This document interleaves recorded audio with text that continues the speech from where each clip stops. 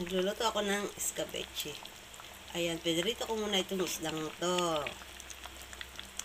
Ayun, yummy.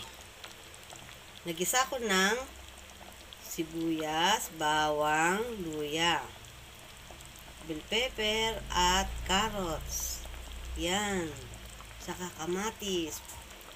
Ginisa ko.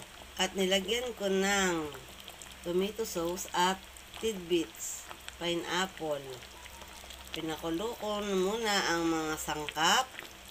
At nung prito ng fish, ay sinama ko na dito. Pinapakulo-kulo ko na lang siya. Yummy! Ito ang paborito kong ulam. Escabeche. Fish. Yummy! Yummy! Kapag itong sangkap na ito, ulam na din siya. Walang may tatapon dito. Lahat, ubos pati. Yan. Yummy. Yummy.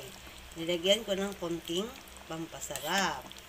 At nilagyan ko ng patis. Yummy. So, yummy. Yummy.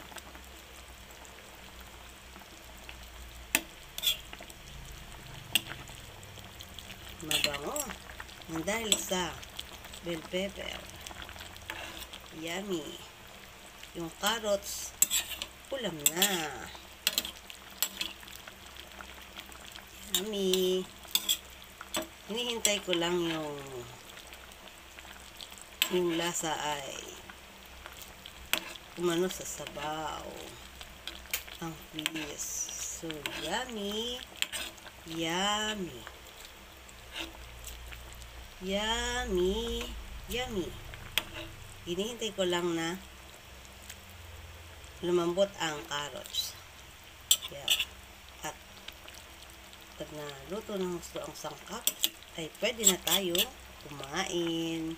So, yummy. Yummy. Yummy.